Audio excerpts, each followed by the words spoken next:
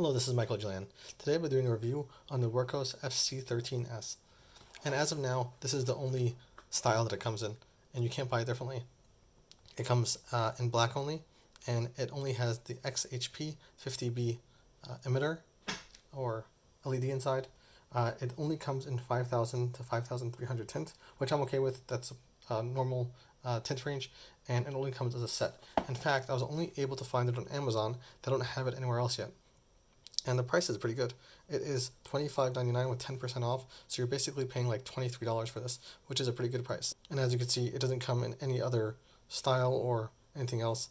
The standard FC13 does come in a lot of different types of modifications. As you can see right here, it comes in gray, and it comes in 6500K, and it also comes in the SFT40, which I do have, and it also comes in the XHP 50B. So you can get different tints and different orientations, or whatever you want to call it. So there's that. Keep in mind the FC13, the original one costs $47, and with 30% off it comes out to $32.90, so $33 basically. So it is a lot cheaper, a lot more expensive, and the FC13S is a lot less money.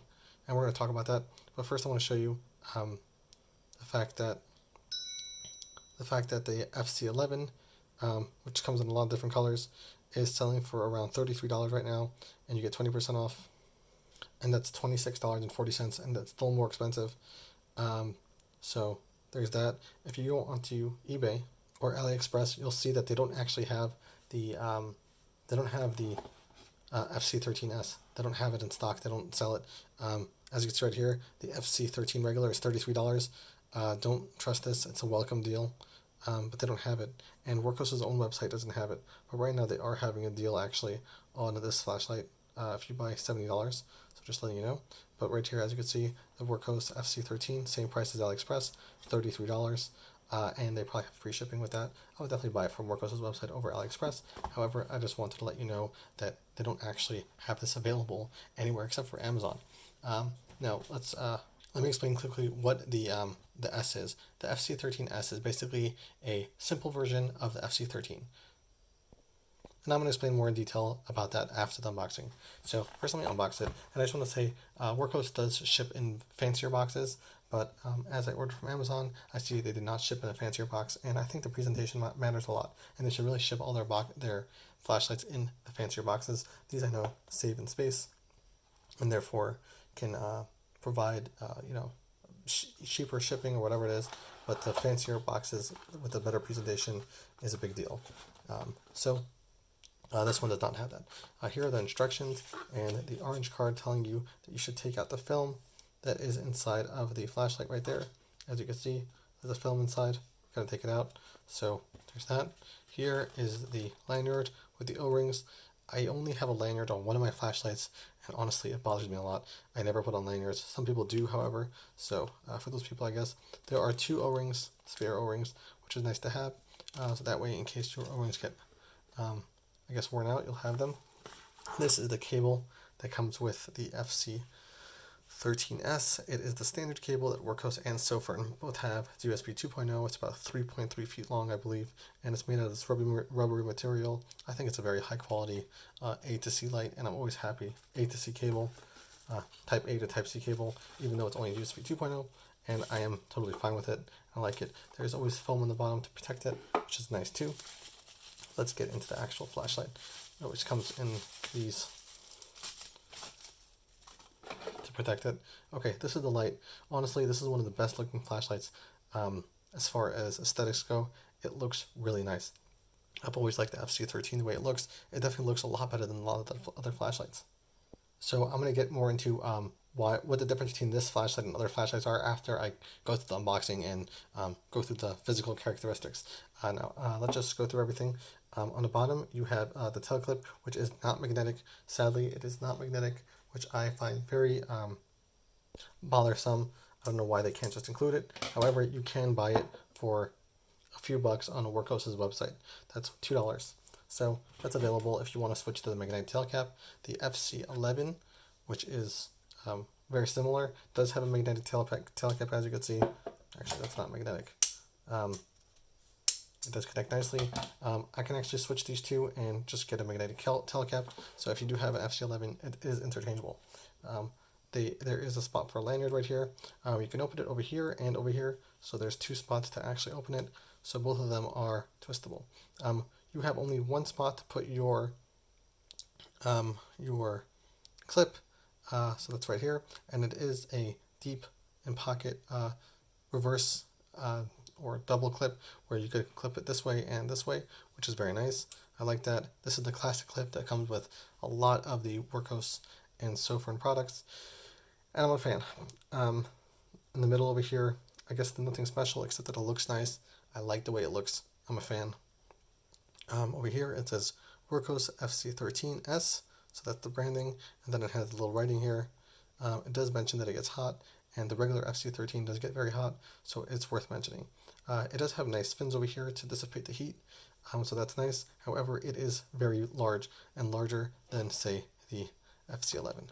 And we'll get into a full comparison of the FC11 and the FC13, but I just wanted to mention it is a little bit thicker than standard 18650 flashlights, and this is an 18650 flashlight, and we'll show you the battery soon. Over here you have a nice orange bezel. I think it's called the orange peel bezel, and it actually really helps with the beam, getting it a nice floody and I feel a very crisp beam. It looks very nice as well, and I do like just the way it looks and the way the beam looks with this bezel. Now we can open it up. And over here you have your film that you should take out. Over here is an 18650 battery. This is the classic 18650 battery that Wurkkos makes. It's 3000 milliamp hours. As you can see, 18650. You gotta put it in this way. Obviously, it does have a reverse polarization protection, so if you do put it the wrong way, it's still going to be fine. And over here is the middle part. You can obviously turn this around if you wanted. If you wanted to have your clip on this side for whatever reason, and it will still work totally fine.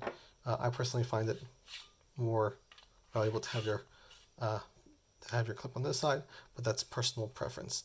I do want to mention that you can also put in an 18350 battery, and you can make this whole thing shorter, and I'll show you how to do that. The first thing you'll need is an 18350 tube that is specific for the FC11. The FC11 and the FC13 do not share a tube actually. You'll have to buy a special FC13 tube. As you can see, it says FC11, FC12, but okay, I'm a little bit confused because on the website it's saying that it's actually compatible with the FC11 and the FC13, which is not the case for me. This is for the FC11 and does not fit the FC13. I don't know why they wrote that. Just make sure that it's compatible with the FC13. Over here it says it is, but I remember there being a few options. Also, there's a blue option if you want to buy it. But I remember there being a few options for what sizing it was, and I didn't think it fit the FC13. However, it could be wrong, but this one for sure doesn't. It could be they made a newer model that fits both the FC11, FC13. I don't know how that would work because it's a certain size, but either way, you would also need an 18350 battery, and that's half the size and much less than half the power, but it will make your flashlight really small, which could be very nice, and if that's something you're looking for, then definitely go for it. We're going to put this back together. Now let's talk about the charging and the USB-C. So over here, and you could hear that little hiss, and that's because it is waterproof. But we'll get to that in a minute. Over here is the port for charging. Now keep in mind, the port for charging, you gotta be careful because most regular USB-C cables will actually not fit into this port, which is very annoying. I think it's something that they should have fixed for the S version, but it could be they just had a lot of these molds and they were continuing to use them. But a lot of the newer flashlights, you see, they switch back to the classic FC11 model, which has a much bigger hole for charging. Okay, here's the flashlight on, and we're going to go through a few of the specifications. First of all, it has an IP68 waterproof rating. It has an impact resistance of 1 meter or 3.28 feet. The instructions are saying that it actually has a 5000 to 5700 tint. I could see that. It's not like cool white completely, and it's not yellow at all. So it's kind of in the middle, which I like. The operating voltage is 3 volts to 4.2 volts, which is normal. It has an 18650 battery, which we saw. The dimensions are 113 millimeters long. It is 77 grams. The flashlight body is made out of aerospace grade aluminum. It is water resistant to IP68, which we spoke about. And the reverse polarity protection. If you put in the wrong way, it has protection from that. It also has advanced temperature regulation, which is called ATR, which makes it that it will step down if it gets too hot. And already at this point, I can feel it already getting a little bit warm. The charging input on this battery is 5 volts at 2.4 amps, which is basically the highest amount of power you can usually get going into a, 5 volt device. If you are able to get yourself a C-to-C cable and you're able to actually fit it into this hole right here, you do have a chance of doing what's called reverse charging, which is a function that basically allows you to charge a phone with this with a C-to-C cable. However, this C-to-C cable is too large and therefore it doesn't work, but you can get smaller C-to-C cables, or you can dremel them down a little bit to make them fit. I've done it, and that makes this a much better tool to have on you. It's kind of like an all-in-one, a battery pack and a flashlight in one, and you could always switch out the battery when it dies or charge it up, obviously. Let's look at the charging and see how that looks. So let's charge up the flashlight, and that's how it looks when it's charging up. Sorry, it looks like adapters do not work on it, so we're going to use the original cable. We're going to plug it in, and also not making a light. Interesting. My bad, it wasn't twisted all the way. It is charging up even with the adapter. However, the original charger would have worked well. While it's charging, it will blink red like this, and when it's fully charged, it will turn green, letting you know that it is fully charged. Now that you see the switch, I just want to let you know I love this switch. This is probably my favorite flashlight switch that exists, which is really nice. This switch, it actually has a nice amount of resistance. The button feels a lot better than something like the FC11 switch. This switch right here, not as fun to press. This switch, a lot of fun to press. So I do like it. It feels a lot better in your hand. Also, I really like the fact that there are LEDs around it. It looks really nice. It looks really cool. However, I'm not sure if the FC13S has the option for the LEDs to stay lit. I think not, but of course we will see soon. As you can see, it does work while it's plugged in. So it's a nice thing to see that when it's plugged in, it will turn on. So that way you can use it while it's plugged in if your battery does die and you are charging it and you want to use a flashlight. When it's finished charging, or when you're using it, if you press it and it's red, that means that it's actually very low power, less than 30%, and you should probably charge it. If it is green, that means that the battery is over 30%, and if it is flashing red, that means it's critically low. So at this point, my battery is pretty low, and I should probably charge it. I'm going to show you how long it can stay on at what lumen count. So here are the lumen counts, and what it will stay on for how long. And I think that's pretty good. Honestly, it lasts a nice amount of time. It does claim that on turbo it does 2,500 lumens, and strobe also does 2,500 lumens, which is pretty bright. The beacon also does 2,500 lumens, and I'm going to show you the different the user interface and how to use it. We are low on battery right now, but I still think it'll be fine because it's not flashing red. So to turn on, press it once. Turn off, press it once. It's pretty obvious. When it's on, if you hold down, you'll be able to switch between the modes. There is eco, low, medium, and high. If you want to turn on moon mode, what you got to do is hold down, and this is moon mode. What moon mode is basically a very low LED brightness. That way it will last a long time and will be good for, let's say you're going into a room where someone else is sleeping. This could be very useful, or if you have very little battery and you want to preserve it, this could be really good. Or if you just want to have it sitting next to you to give you a little bit of a nightlight. This could be a very good option. Okay, once it's on, you're able to double click and it turns on turbo. Turbo is basically the highest brightness that it has. If you double click again, it will go into different modes. I'm sorry, just click one time. If you turn on to turbo, so double click turbo, and then you click once, it'll go back to the previous mode, which in this case was high. So turbo, click again, and go back into regular mode. If you want to turn on strobe, SOS, or beacon, you gotta hit it 3 times. 1, 2, 3, really quick, and this is strobe, and then you have 1, 2, it goes into beacon mode or SOS mode, and then 1, 2, I think this is beacon mode, and the previous one was SOS. So just 1, 2 to switch between the modes, those 3 modes. Okay, and we'll just turn it off now. 1 click. There are 2 types of lockout modes. There's regular lockout mode, which is 1, 2, 3, 4, and as you can see, it blinks twice to let you know it's in lockout mode. And now when you click it, nothing really happens. It'll let you know that it's in lockout mode. And whenever you press it, if you hold down on it in lockout mode, it actually does moon. But as soon as you let go, it will turn off moon mode. But if you just click it once, it'll just let you know it's in lockout mode, and that's why it's not working. And that way, if you have it in your pocket and you actually accidentally are pressing the button, it won't waste too much battery. It'll just be in moon mode or whatever it is. And that way, you won't have it on for your entire trip, whatever it is, draining the battery. Lockout mode is really good. However, I recommend when you are having issues with your flashlight turning on, turn on a mechanical lockout. And this makes it that it won't work at all, like nothing is working, and just screw it back in. This is actually something that is recommended to do. And now when you screw it back in, it actually resets and the lockout mode is off. So I'm going to show you how to turn on lockout mode and turn off lockout mode again. 1, 2, 3, 4. Now it's on lockout mode, and it'll let you know it's on lockout mode. Now 1, 2, and lockout mode is off. So, oops, 1, 2, 3, 4.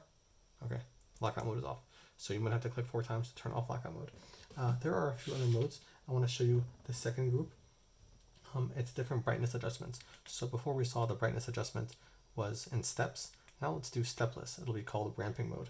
And what you do is from off, you have to click it, I think, 3 times. So we're in ramping mode right now. So we're in step mode right now. So let's switch it to ramping mode. So the way we do this is we turn it off. We hold down for 1 second. It's going to go into moonlight mode like we know. And then if you hold it for like 3 seconds, it will blink twice, letting us know that it's just switched modes. And now that we're switched modes, you can see it is in stepless mode or ramping mode. And that is basically when you hold down and you just have the exact brightness that you like. If you press, every time you press it, it'll go in the other direction. So if, for example, you press it down now, it'll get brighter. It'll get dimmer if you hold it down again. So that's pretty cool, and that's a very nice feature to have. Time for comparison between lights. So let's compare it. This is the FC13S, and this is the regular FC13, and this is the FC11. And I'm going to compare it to these lights because these are the size that it's being compared to. As you can see, the FC11 is actually using the 18350 battery, but usually it comes in a longer size, which is the same size as this. So let's just compare the FC13 to the FC13S. Obviously, the difference between the FC13 and the FC13S is that the FC13 has Anduril on it, Anduril 2.0. Anduril costs money to make, and therefore will cost more. But the FC13 does not have Anduril on it, and therefore I guess it costs less to produce. Now keep in mind, there is a simple UI in Anduril 2 that is basically the same thing as the UI over here. The user interface is very similar to the Wurkkos FC13's interface, but in simple mode. But if you don't need the advanced mode, then why would you have it? So therefore, if you're buying it for someone simple, or you are someone that doesn't need some fancy flashlight, then I would definitely recommend getting the FC13S if it's much cheaper. If it's not much cheaper, just go for the one with Anduril 2 because you might use it one day. And there is a simple UI which is basically the same, and it's very hard to get into the advanced UI. Unless you know exactly what you're doing. So some drawbacks of not having Anduril 2. First of all, there's no RGB light, which is very sad because that's the reason why, one of the reasons why I love this light. It has the RGB over here, and I really like it. It makes it like easy for me to spot, easy for me to get, and although it does lower the battery, after maybe a month or two, it doesn't matter. I like it. The other differences are all the perks you get with Anduril 2. If you don't have any use for these things, I would definitely recommend getting the FC13S if it's cheaper. Now let's compare it to, and this is just the regular FC13 without the S. Now let's compare it to the FC11. Now the FC11 usually comes in long, so I'm just going to assume that we're going to compare it together that way. First of all, I really like the switch on the FC13. On the FC13S, on the FC13, the FC13 switch is just much better. It's a better switch. I like it a lot. The FC11 switch, not as much of a fan of it.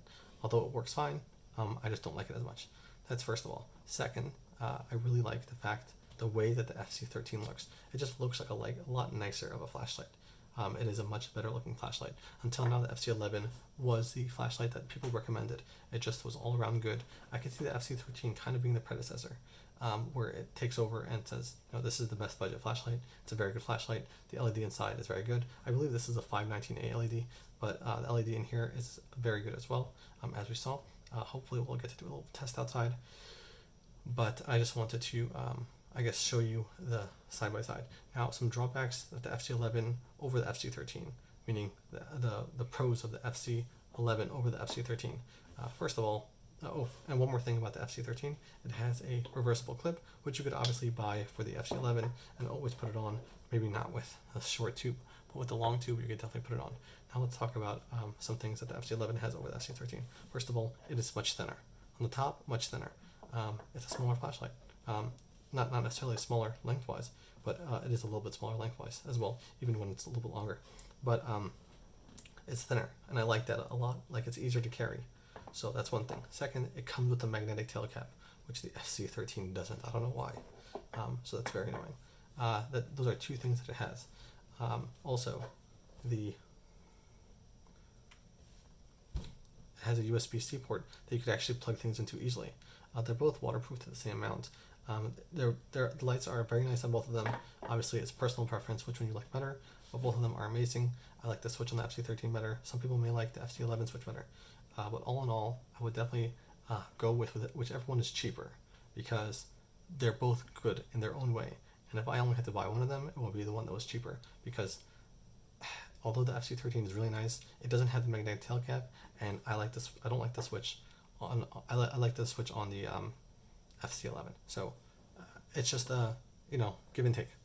That being said, both flashlights are amazing, and I hope this review helped you. There's also the SC32, also an 18650 light, and is just really elegant the way it is. It's definitely thinner, and it looks very elegant. The FC13 I think looks cool. So let's do a little outdoor test. Okay, we're gonna do a little outdoor test here, and I'm gonna turn it on to. I'm gonna turn on the lowest first, and then we're gonna go higher. So right now it's on the lowest, and it's getting higher and higher. And as right now it's on the highest. As you can see, it's a nice hot spot, but also has a very decent flood. So that's very nice. If you like that, depends on your preference. And this is turbo. Okay, and now we have the FC11, and this is turbo on the FC11. I think very similar. Actually, very similar LED.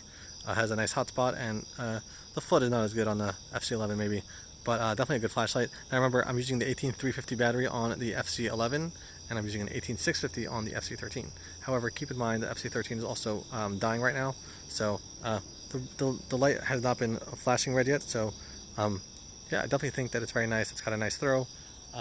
It's got a nice. Actually, I didn't really test the throw, but I know that the throw is pretty decent from my other tests that I did. So thanks for watching. I hope this helped. And honestly, this flashlight, really cool flashlight.